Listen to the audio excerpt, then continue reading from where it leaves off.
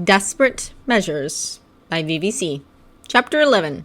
Starting Round 2.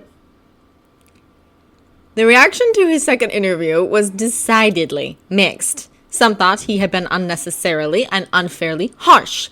Others thought his test had been harsh, but it had been both fair and necessary. Still others thought the whole thing hysterical. Neville had been among the latter and had nearly choked on his phone when he had read the fourth question because he had started laughing so hard. Harry was surprised, but pleased, at their reaction. He would really have to ask Neville where and why he had learned about Veela enough to understand the question before it was explained. Several of the Gryffindors, and now a few from other houses, had looked at Neville as if he was crazy, not understanding his mirth until they had read a bit farther in the article. And even then, most people were embarrassed and flustered instead of amused. Hermione, especially, had turned a lovelier shade of red. Deciding to stir the pot, because he really did need these harmless amusements, Harry had told everyone not to worry. He and his mate would engage in normal anal intercourse after the mating. The various hues of red had deepened a couple shades, and poor Neville had nearly fallen off the bench, he had laughed so hard. That week he had hoped to be able to attend a few classes like he had the previous Thursday and Friday. He and his chaperone had worked hard on Saturday and Sunday to go through all the response parchments and send out appropriate postcards of acceptance or dismissal. And, of course, to get an accurate count. That still left Harry with the assigning of meeting times to the remaining suitors, which he had done Monday after the interview with Mr. Lovegood. But he hadn't counted on the mail. There were more than a few letters, though not as many as he had feared, from dismissed suitors complaining about Harry's tests, all of which he had dutifully filed but basically ignored. Then there was the mail from the suitors he had accepted. Harry wouldn't be surprised if every single one of them had sent him a letter and present. He couldn't say for sure, since he still had bundles he hadn't even touched. And lastly, there was the mail from people who weren't courting him, but still felt they had a right to comment, either positively or negatively, on how he conducted his life. These he had also basically ignored. So he was reading and answering mail. Again. The last week of October looked as if it would basically be the same, with Harry working diligently on his mail deficit. The weekly present from D was a much appreciated bright spot, however. Draco's gift this last Monday of October was quite different than the weeks previously, and Harry was pretty sure that the pool money was going to have to be set aside to carry over to the next week. The accompanying letter stated that D would like to continue to remain anonymous, if at all possible, but that he did understand that Harry would be evaluating the magical compatibility of suitors, and hoped that Harry would accept the enclosed present in lieu of a face-to-face meeting. Harry lifted the bracelet with its glowing charm from its packaging and cradled it in hand, feeling the magic coursing through the small charm. Ron barked out a mean laugh and scoffed nastily. "A baby bracelet? What a stupid present!" Hermione looked puzzled and asked, "What's a baby bracelet?" Ron sneered but went back to his breakfast without another word. Harry absently thought that he was going to have to send a thank you note to Molly Weasley for hauling her son back in line. Mostly. He could probably get half the house to sign it, too, the way Ron had been annoying everyone with his belligerent attitude. He expected Ron was going to explode, though, when he found out his brothers were some of Harry's suitors, mother's threats or not. As Harry didn't seem inclined to answer, Lavender took it upon herself to explain. "A baby bracelet is a bracelet that mothers give to their babies when they're leaving for the day. It has a charm on it that carries a bit of the mother's magic, so that the baby can feel the mother even though she's not there. The bracelets are to comfort the baby and to keep them from giving babysitters too much trouble. Most children grow out of it by the time they are 4 or 5. "So it's offensive?" Hermione questioned, wanting to understand the implications of the gift. "It's like saying that Harry's a baby?" Lavender nodded reluctantly and said, "It could be taken that way, yes." "I like it," Harry said quietly. Everybody was silent. "You like it?" Ron asked in utter disbelief. "It's stupid. Just because Someone had obviously kicked Ron under the table, and it was probably a good thing for everybody that Ron once again went back to his breakfast in disgust instead of continuing to speak. I don't expect you will understand, Ron, but I like it, Harry said and put on the bracelet, struggling only a little bit with the clasp. Not only did Harry like it, but he was impressed with it as well. The bracelet itself was rather nice. It was made from platinum, and the largest chain links were somewhat delicate looking, but still had a masculine feel overall. The charm was a simple sphere of green. Harry smiled slightly in amusement at the not-so-subtle Slytherin colors. Plus, Draco had been very clever. He had found a way to keep his identity a secret, but still give Harry the opportunity to feel his magic without actually unmasking himself. Very clever indeed. Harry wasn't surprised that the nature of his newest present flew across the school grapevine twice as fast as usual. What he would have been surprised about now was just how much notice some people were taking of how often he fondled the small charm, though he was aware himself just how often he did. The feeling he got from the charm was nice. It felt like comfort and safety and support all rolled into one magical hug. Having never received such things on a regular basis, he reached for the charm's magic several times an hour. Harry also wouldn't be surprised at just how smug Draco Malfoy was feeling. And Draco was feeling incredibly smug. So much so that Pansy had kicked him several times that day during meals to keep his expression blank when he had seen Harry reach for the charm. During dinner and after the latest sharp cake, Draco had looked at Pansy with a haughtily raised eyebrow and an expression that clearly said, "I told you so." Pansy scowled back and snapped at her dinner with a pout. Draco knew it was the best apology he was going to get for her doubt about the gift. His great-grandmother, too, had expressed a great deal of concern. Draco had held firm, though, and now both ladies were going to have to eat their words. Draco knew that one of the things Harry was looking for in a mate was safety and security. What better way could Draco show that he would always be there for Harry than by sharing a piece of his magic? Despite the loud and logical protests from Pansy and his great-grandmother, Draco had known that such a present would touch Harry deeply, and judging from Harry's reaction, he was right. Next week, he would go back to addressing Harry's wardrobe. The Quibbler Special Flyer, Monday, November 4th, 1996. Current count of suitors, 1012. Excerpt from An Introduction to Veela, Chapter 2, Halfling Gender and Genetics, Female, Y-male, X-male. Thursday had seen Harry and his chaperone at Madame Puddifoot's in preparation for the next 2 months of meet and greets. Several wards and monitoring spells were cast in various rooms and over the building itself. One was a special type of time-limited privacy spell set on the building so that anyone entering could not speak about the goings-on until the evening of December 20th, the last day of scheduled meetings. The spell, a combination between a ward and a charm, would ensure that the nature of his third test did not get out to the public at large until after all the suitors had been evaluated. At least the details wouldn't be leaked from the suitors or other patrons. Additional spells were placed to counter other means of visual and auditory spying and monitoring that would likely be employed by any number of rabid reporters. Madame Puddifoot was happy to oblige their tinkering, and well she should.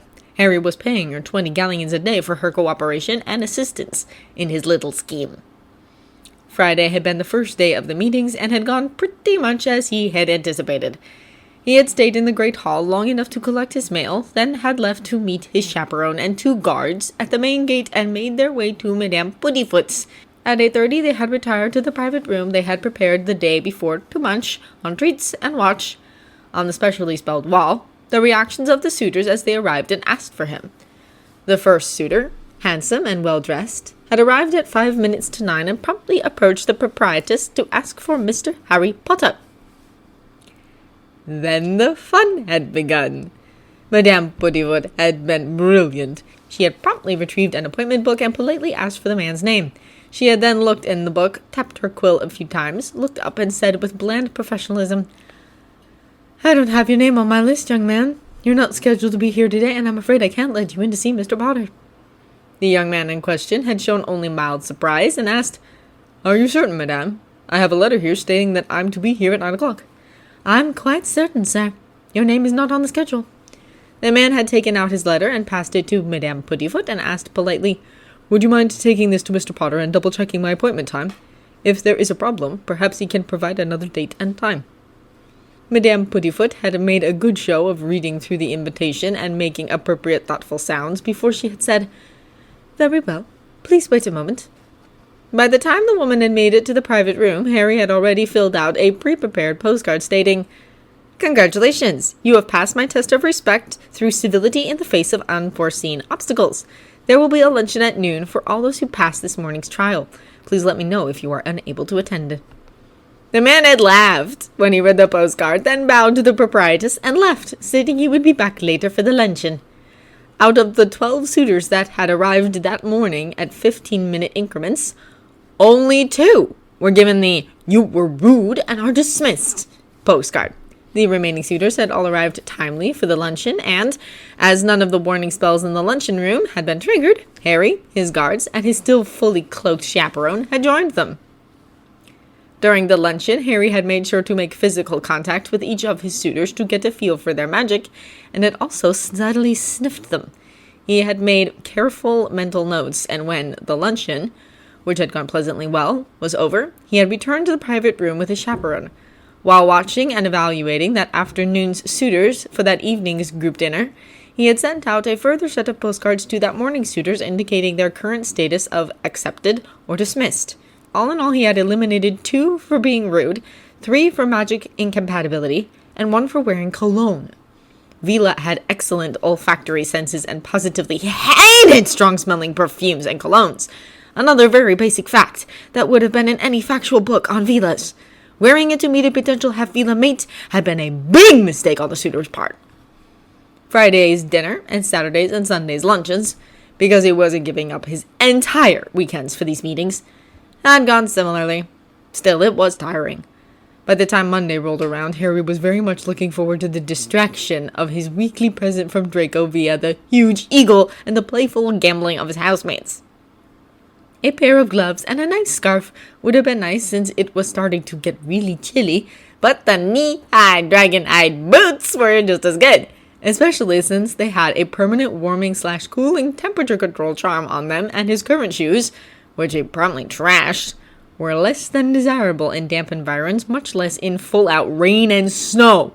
Plus, they were amazingly comfortable. Thank Merlin for sizing charms. Maybe the gloves and scarf would come next week. The Quibbler, special edition to November's edition, Monday, November 11th, 1996. Current count of suitors, 955. Excerpt from An Introduction to Veela, Chapter 3, Marriage, Mating, and Reproduction. Harry was reluctant to head to breakfast this morning, despite mostly looking forward to Draco's present. The prior week had been nerve-wracking. He had originally planned to answer his mail at Madame Puddifoot's during the breaks between arriving suitors. Instead, he had found that evaluating suitors as they interacted with Madame Puddifoot was actually a lot more disrupting than he had thought it would be. As a result, he had fallen dangerously behind on his mail and spent both Saturday and Sunday afternoons catching up on writing replies instead of on limited hobbies and social life he did have. It was not a happy wizard. Not to mention the constant feeling of other people's magic was making him jittery. In a way, this was good. As the weeks went by, he would become more and more particular about whose magic he did and did not like the feel of, eliminating more and more suitors for compatibility alone. On the other hand, it made him peevish. Plus, it had been really, really cold this past week. He was going to be really, really annoyed if Draco didn't send him gloves and scarf this week. As the desired gloves, with warming charms similar to his boots, and scarf, intended to stick to itself once it didn't move about once put in place, did arrive, Draco never found out just how close he had come to being eliminated due to plain crabbiness. The Quibbler, special flyer, Monday, November 18th, 1996. Current count of suitors, 888. Excerpt from An Introduction to Veela, Chapter 4, Family Structure and Material Inheritance. The second full week of meetings had been very similar to the first. However, he was much less stressed. He had decided to never again give up his free time to answer mail, and if a suitor got pissy over how long it took Harry to respond, well, it just gave him an excellent reason to eliminate said suitor, now didn't it? He had also come to a decision about Draco's request to be excused from the meetings. Harry perfectly understood that the request had been made because Draco was still too uncomfortable to reveal himself. Still, the test was designed to see how his suitors responded to frustration, to being blocked in their desires, if they would vent their temper or if they would calmly assess and try to solve the problem, and he wanted to see how Draco would respond in that situation. Eventually, Harry had come to the conclusion that Draco had already shown him what he was looking for. Hadn't Draco shown persistence and problem-solving abilities in simply pursuing this courtship at all, especially given Harry's previous opinion of him? Hadn't all the letters been respectful? And given who he was, wouldn't Draco be endangered if he happened to show up for a meeting, whether or not he was polite to Madame Puttyfoot? It wasn't as if Draco could offer up a non-parentally approved excuse to be out of Hogwarts at any time other than for a Hogsmeade weekend, and Harry had no intention of missing the next one. In addition, being half-Veela himself, Harry knew that Draco wouldn't have worn cologne, and also knew due to the baby bracelet that Draco's magic was compatible. So it was that when Nicole flew down with this week's package, that Harry had another postcard ready for her to return to wherever she came from that, in addition to his weekly thank you, stating that Harry would make an exception and excuse Dee from the meetings. It had been 3 weeks since Draco's request, and Harry was sure the other boy was getting nervous, although he hadn't once shown it. Harry launched Nicole and sat back down with his package. As his temper was much more amenable this week than last, his housemates happily indulged themselves in yet another betting pool. He flashed a quick smile and unwrapped the box. He retrieved the letter and couldn't help but laugh as he read Draco's embarrassed admission that he was rather a bit of an accessory freak, and hoped that Harry enjoyed the enclosed belts and interchangeable buckles as much as he did. Harry could feel the curiosity of his housemates rising with each passing moment, but he continued to read the letter. They could wait a few minutes. Finally, he finished the letter and refolded it with a small smile. "Well?" asked Ginny, only a little impatiently, her curiosity burning bright in her eyes. "Belts," he said, then grinned when the fifth-year girls all whooped and cheered when the news reached them. "They went in together for a whole sickle," Dean said in explanation as he passed the pouch of coins down the table to Ginny and the other celebrating girls. Harry snorted in amusement. "Getting into high stakes there." "Is there something special about the belts?" Hermione asked with a small frown. "What do you mean?" Harry asked as he turned his attention from Dean. "Well," Hermione said slowly, then elaborated. "It's just that the gifts from the suitor are usually noteworthy in some way. Belts seem rather, boring, I guess." Harry nodded, then said with a smirk, "I see. Well, there are 3 of them in different widths. They're dragon-eyed. They have chameleon charms on them, so I can make them match my pants if I want. And there are 4 different interchangeable belt buckles. Noteworthy enough?" Hermione smirked back, although it didn't look as good on her as it did on Harry, and nodded without comment. "Oh, buckles! Can we see?" Lavender asked eagerly. Harry paused, and all the nearby students, except an apparently oblivious Lavender, tensed in nervous anticipation of an eruption of temper. There were varying looks of relief and surprise when Harry, instead of issuing a scathing reply, said, "Sure, Lav." A quick peek into the box showed the 3 currently black belts coiled on the left and 4 tissue-wrapped packages on the right. Harry took all 4 bundles out of the box and set them on the table.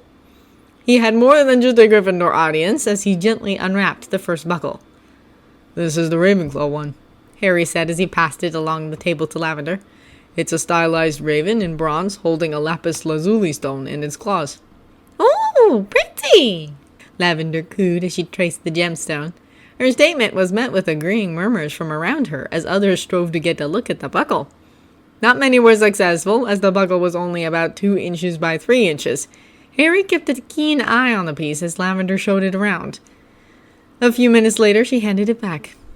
Harry carefully rewrapped the buckle and slipped it back into the box on his lap.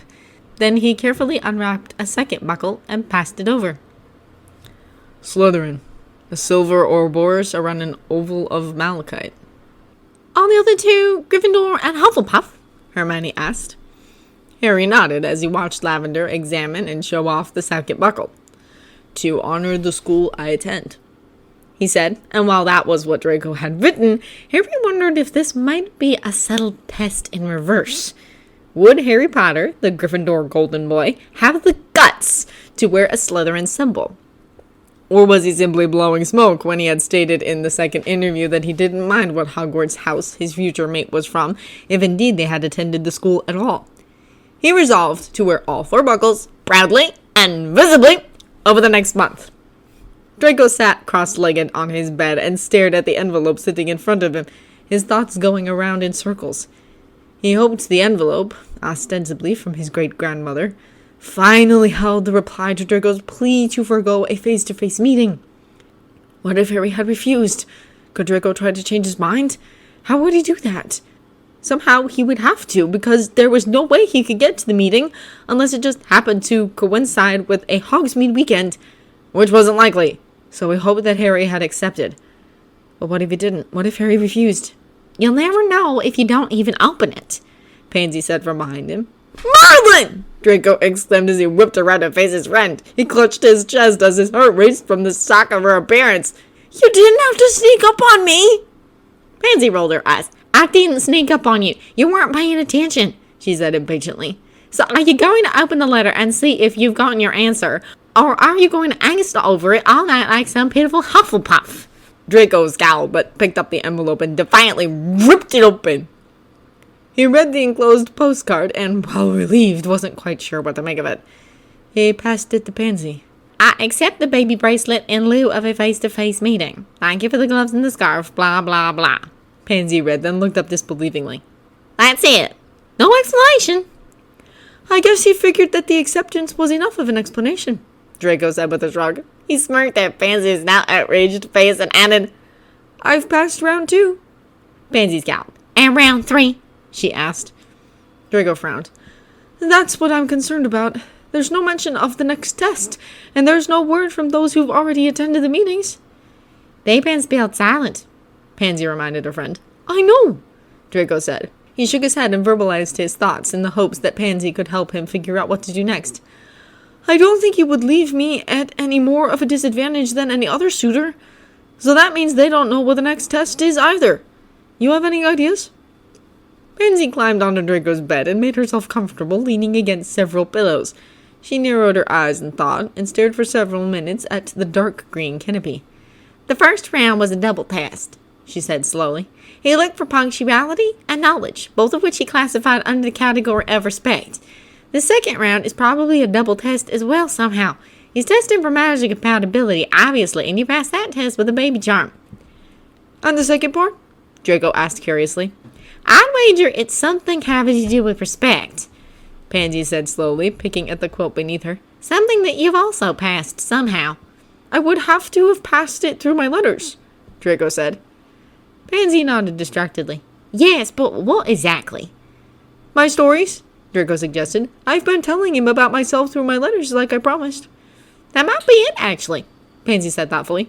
Not your story so much as the fact that you've kept your promise. That shows respect. Draco narrowed his eyes, then shook his head. Well, I'm sure it's to my benefit that I've kept my promise. I don't think that's it. That's something I'm doing, though, not everyone. I'm sure you're not the only one telling stories there, Pansy said a tad scornfully. Probably not, Draco admitted easily. Nevertheless, I don't think that is the second test I passed. If there is a second test. I'm sure there is, Pansy said, then suggested, maybe something to do with Veela? Draco shook his head again. No, with the failure of so many in round 1 because they didn't read about Veelas, I'm sure everyone brushed up on their Veela knowledge just to make sure they didn't get caught out in the future. I did, and I'm half Veela myself. Pansy uttered an agreeable sound and went back to thinking. A couple minutes later, she sighed and said, I don't know, I need more information. It's rather a moot point, however, as you've somehow passed. I'd still like to know what it was that I passed, Draco said wryly.